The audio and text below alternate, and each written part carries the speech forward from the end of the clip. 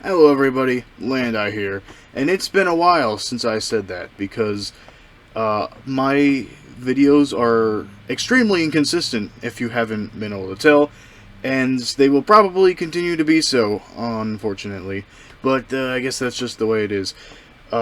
Today is a bit of a different kind of day, and by that I mean we are not talking about gaming or movies or any of that stuff. Alright, today we're talking about books. Yeah, that's right, books. At the end of last year, I got back into reading, and I still am into reading. In this video specifically, I will be talking about the books I read in the first half of the year, giving a little blurb, I don't even know if you'd call it that, a little mini review and how I felt about it, and then I will rank it on this handy dandy tier list. That's right, I got a tier list. Alright, I don't want to make this longer than it has to be, so I think we can just hop right on in it. Like I said, at the end of last year, I got into reading thanks to BookTube and started watching a lot of BookTubers and all this stuff. And so I decided to check out adult fantasy, specifically, although, adult fantasy and sci-fi both, but the series that a lot of people recommended as a great entry point is the Mistborn's trilogy. And wouldn't you know it, I think they're right. I think it was a perfect introduction into the world of adult fantasy. And I read the first two books last year and most of book 3 last year as well. But I didn't actually finish it until the 2nd or 3rd of January. So I officially count it as this year, even though I mostly read it last year. Hero of Ages was honestly great. I think Sanderson, you'll hear his name a lot if you are around Adult Fantasy BookTube. You'll hear that name. But I think he really stuck the landing with this book. I feel like all 3 books are good, but this one really did a good job at giving me a conclusion that I just really enjoyed and thought the trilogy as a whole built up towards. I felt like there was a lot of, just first off, really cool action and scenes. The characters are interesting. It's very important for a 3rd book to stick the landing, and a lot of the time it doesn't happen, but it worked so much here, and I think that right in itself is great. So I really enjoyed this book, and I think, a great way to start off the year, even if it was mainly last year.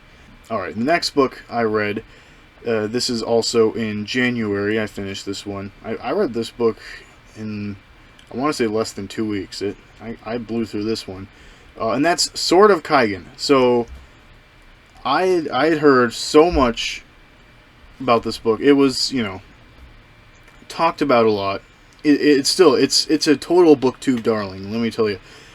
And I was, interested in the premise, and so I picked it up and read it, and I thought it was really good. However, I don't think it was the best book I've ever read in the world. And that's actually kind of controversial. I know it's crazy saying something's really good is controversial, but people love this book, and hey, I can see why. I can definitely see why. I understand why. There's a lot of good characterization. There's some cool events, and the world building's interesting. All this, and so it really does click for a lot of people. And I thought it was good, but I don't think I couldn't fully get into it the way that others do. I feel like, I don't know. It's hard to explain. It was a good book, but I think that it just didn't stick with me the same as it sticks with a lot of other people, and that's fine. But I'll still throwing it right here at good. There we go, throwing it right there at the good tier. I think it was a good read, not in the great tier, which is maybe surprising, but still really good. On the other hand, the other side of this whole deal, we have Elantris. Now, this is a book that a lot of people say is one of Sanderson's weaker books, and I just kept hearing that over and over again. And so I kind of went into this book with tempered expectations, and I ended up really enjoying it a lot. I think it isn't as good as like Hero of Ages, for instance, but I think it was just a really good standalone adventure. The world building was interesting. I liked the way it was. I liked the 3 POVs. I thought it was so interesting. Like 3 totally different scenarios and situations going on, and how they all kind of meet up in the end. And just Elantris itself, the city of Elantris, was just such a cool setting to me. I don't know. I just thought it was awesome. This one, it's tempting to put on great tier, but I think there still is. It has some problems. The pacing isn't the greatest. Yes, but it still is a really good book. This is, I know, controversial, putting it above Sword of Kaigen, but I really did like Elantris a lot. Next up, now, this is February now we're moving on to. Well, I started a certain other book that'll come later. I read some kind of smaller reads, lighter reads, you could say. And the first of that was I was really getting nostalgic for Warriors. So, in case you didn't know, Warriors is this huge series about cats. It's like a middle grade fantasy series, and I loved this as a kid. I read so many of the books, and it was like my favorite thing back like 10 years ago when I first read a lot of the books, and one of those was The Sun Trail. Now, I could have started just with the book 1, Into the Wild, but I'd already read that a few years ago, or reread that a few years ago, I should say. So I wanted to start with something different, and I started with The Sun Trail, which is the first book in the prequel arc. And maybe it was just the wrong time, but I just wasn't really feeling it. I think Warriors does hold up. I do, but getting into, coming off of reading these books and just kind of getting more into adult literature instead of, obviously instead of the middle grade and young adult like I was reading 10 years ago, it was just kind of like, it didn't capture me the same way as like these more adult books captured me. So it was hard to fully enjoy it, and even though I had plans on rereading the whole arc of 6 books, I only just read, I managed to get through the end of Sun Trail. I'm just like, I just don't think this is gonna work to reread the whole arc. So yep, I just read book 1, and I think it's a good book. It just wasn't really clicking with me on this reread. Next up we have these 2 books.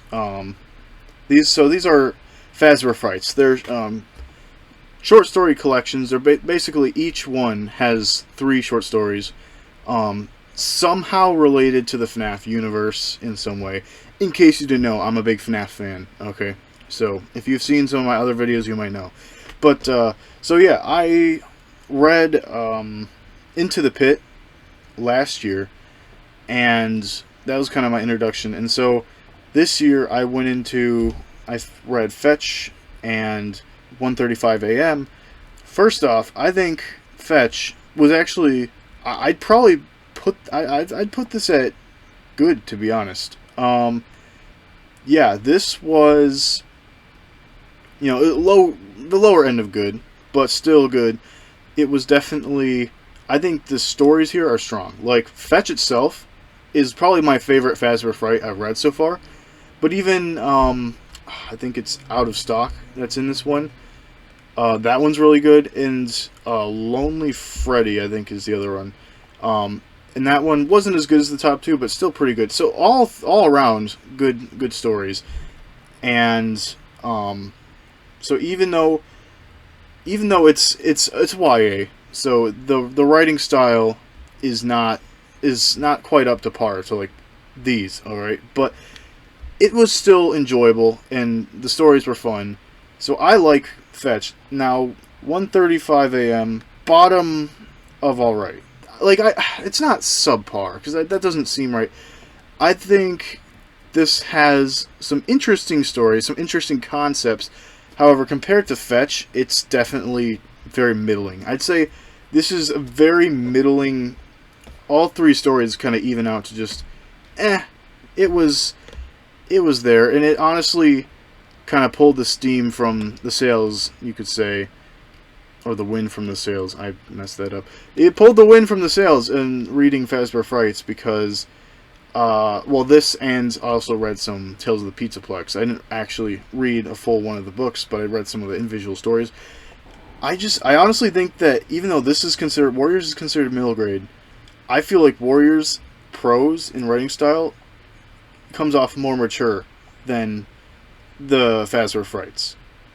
I think, of course, Fazbear Frights have to be young adults because of the content, but the actual writing style is very simplistic. But all three of these, it was kind of, come off of 3 adult books and then go into like these 3, I didn't care for these as much. However, next up here, we have quite a big book. You can see it there. The Way of Kings. This book, in fact, let me just show you. This book is thick. This book is about 1,000 pages long. Easily the biggest book I've ever read, and it took me about a month to get through. Of course, I was, doing school and other things too. But yeah, so this book, it took me a while, and wow, it was quite an experience. And I think it's gonna go probably, I'd say just below Hero of Ages, but really close, because this book, it has a lot of world building and introductions to characters and concepts, and so much of it it's actually on the slower side because of all this. But man, when you just look at it all, once you finish it, and how everything builds up, and then the finale, the climax, third act, whatever you want to call it, amazing. This book really is great, and it makes me all the more excited to eventually get into Words of Radiance, its sequel, because a lot of people, it's like the highest rated book on Goodreads or something, and people say that it's like, this book, Way of Kings, kind of deals with the introduction and the world building, but Words of Radiance just kind of is faster paced from the start. And so that is, if I like this as much as I do, I can imagine that's probably going to be even better, but we'll just have to see whenever I get to that one. But yeah, Way of Kings, it's a hefty chunk, but it is a good book. Red Rising, this is definitely not as hefty of a chunk as Way of Kings. It's only like 300 and something pages, like maybe 400, I'm not even sure, but it's a lot less. In this book, everyone talks about Red Rising. It's another one of those books, the whole series really, that's it's been talking about, raving about on BookTube as of late. And so I bought it and checked it out. And this book, I'm tempted to put it in great. However, I think I'm going to put it the very tip top of good, above Elantris. It's like bordering good and great. Red Rising. This book, and people say, this book is so fast-paced. Like, you're just blitzing through all sorts of things. It does not let down. And that is, that's part of what makes it great. It's just so quick. And the concept, the premise, this almost the sci-fi, Hunger Games-esque situation. But of course, it's different. But, you kind of get those vibes, and I'm a big fan of Hunger Games, and so this book really did work for me. It did. So what's keeping it from great? I think, as much as fun as it was, and I like the concept, I think there's more world building that needs to be done, and more going into like Darrow's character and some of the other characters. It didn't leave me feeling like these two did, for instance. So I think it's very good, like base bordering on great, but I think it just needed that little extra thing. And I feel like from what I hear, Golden Sun is that extra thing, that extra spark that of world building that's needed, and I believe that is very much the potential to be great. And maybe I'll move Red Rising up. We'll see, but Red Rising, very good. Alright, guys. The Shadow of What Was Lost. I have it right here. This book right here. So I've heard, I heard about this book. Some, booktubers talk about it, say, oh, it's a good series. But it doesn't get, like, the amount of raving or attention that I feel like a lot of other series get. And so I didn't, like, go into this expecting the greatest thing. I just went into it like I was interested. The concept seemed good. People who read it have talked well about it, and so hopped into it. This book right here, my best read of 2025 so far. This book, I believe, was the perfect book at the perfect time. Like, I was craving something that, like, for instance, Red Rising didn't quite give me, and that's just this whimsy. And Shadow of What Was Lost gave me that. This book is the fantasy that I've been looking for. It's so, like, it's so classic and traditional in a sense. Like, swords, there's magic, there's a big adventure, all these, great things that I think about when I think of fantasy. And then on top of that, it has other things that are also interesting. Like, it has intrigue, where one of the characters, one of the POVs, is, in a city, in, like, this big, fantasy city. And she's trying to uncover things. And of course, meanwhile, our other main character is on this quest. And both POVs work so well. And they come together very well also. And all the while, there's a sneak peek, what I'm assuming will become an even bigger part of the series as I continue to read it, and that is time travel. Now, I don't want to, get into spoilers or anything, but yes, this is unique, at least for me, in my reading so far. So, everything, there's just so much, it all comes together. The climax is great, and I am looking to get into the sequel soon. And it's crazy. This is the debut novel for James Islington. What a great standing. Everyone talks about Will of the Many. Once I finish Lycania's trilogy, I am definitely planning on hopping into that at some point. I already have the second book pre-ordered. Strength of the Few, I believe. So, again, this great author, great book. My best read of the year so far.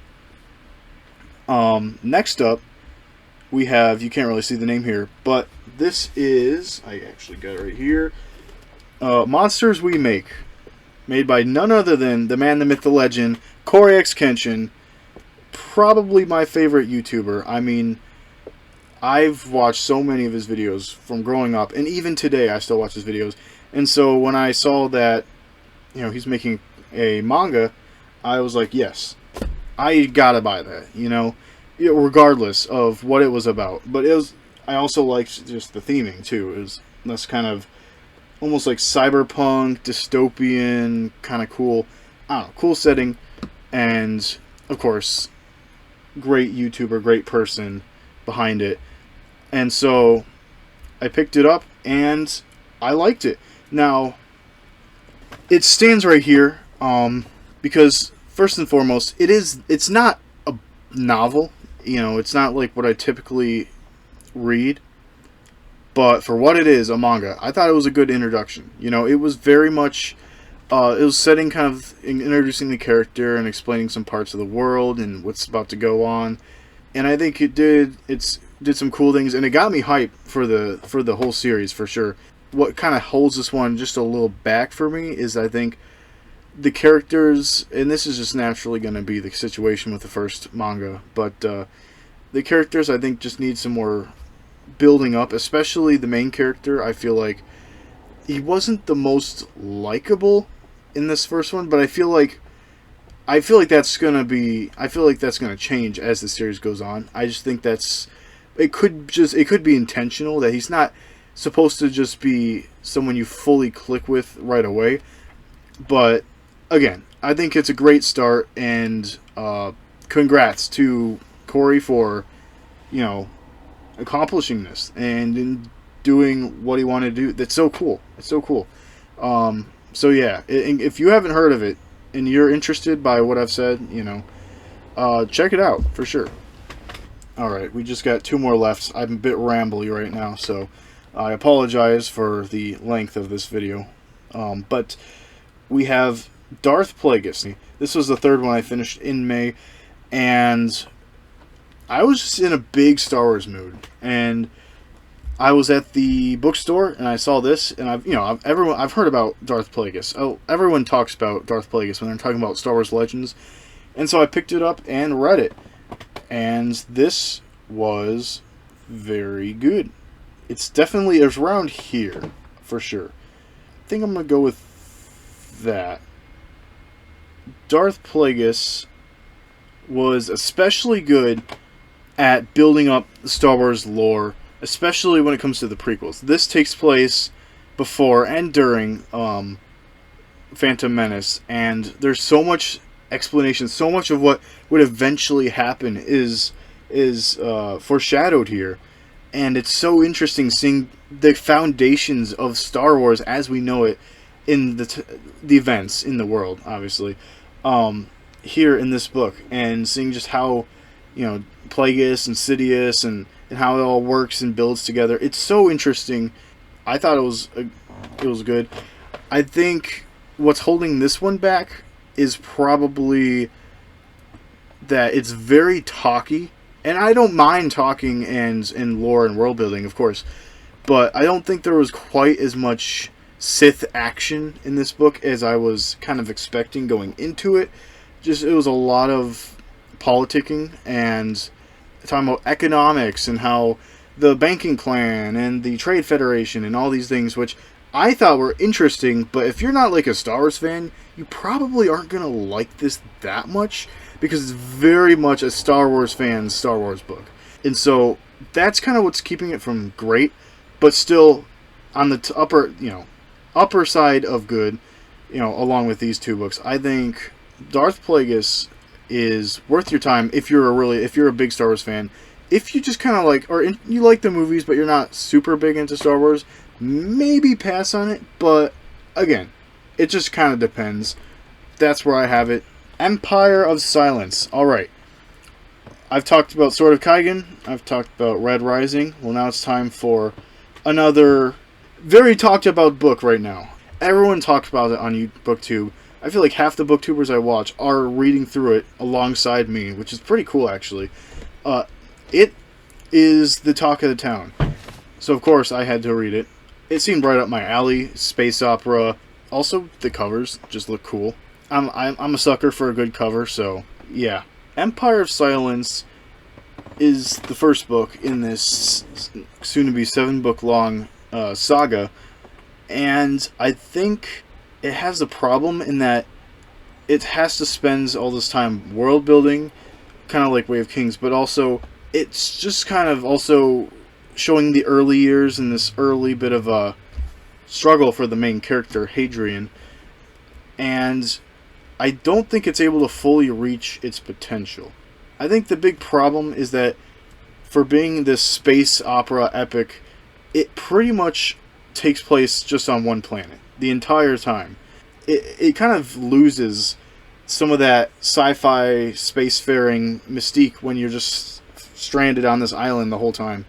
And all these just, it's like going from some sort of bad thing to some sort of captivity and all these things, and it just kind of, it meanders a bit. However, that like last 100 or so pages, totally awesome, kind of like how Way of Kings was. Immediately after finishing this book, went right into the second one. And that, you know, a lot of the times I'll space books out, but this one just straight into the next one. I'll just say it, Howling Dark is so good. Like that's not here because, you know, I'm still reading it, but I am excited to talk about that one. That one is, yeah, that's great. But this one, this Empire Silence had to walk so the rest of the series could run. At least seems like that's what, reviews and scores indicate. So I think this book definitely had a lot going for it. But I feel that at the end of the day, it's probably going to sit here kind of towards the lower end of good, just because, again, it was just a lot of slowness, a lot of meandering, not really like, come on, can we just get to the next thing already? Kind of the opposite problem of Red Rising, which is super quick. And so, yeah, it was not perfect, but I think it did a lot of good things, and it was a great way to start off this series. Alright, right before I finish this off, I think I'm going to do it. I think I'm going to move Red Rising up to great. I just feel like it's almost doing it a disservice to keep it in the good tier, especially since the good tier has so much. I feel like Red Rising definitely, it deserves a spot in the top tier, because it really was a great time. I don't have many complaints about it. Here it is. Here is my ranking. Nothing in subpar or bad. I'd say, this was the closest to being that, but, I tend to read books that I think I'm going to like, and so hopefully it's going to be rare that I actually think this low of a book I read, but they're there in case I do. But yeah, these are the 12 books I read so far this year. I don't know how often I'm going to be uploading videos. It is summer break, so I might get a few out more before I go back into my hibernation. But I've just been in such like a book mood, that I felt like this is the video I wanted to make, and I might make some more book related videos. I might start, from this point on, start giving like little mini reviews of books I read and seeing if that works. So look forward to that.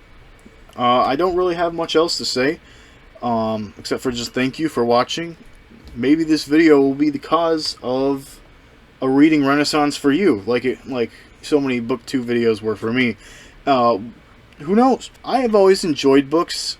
Not always been in the mood to read, but when I am in the mood to read, I'm definitely in the mood to read, and that is these past 7 or 8 months. So, yeah.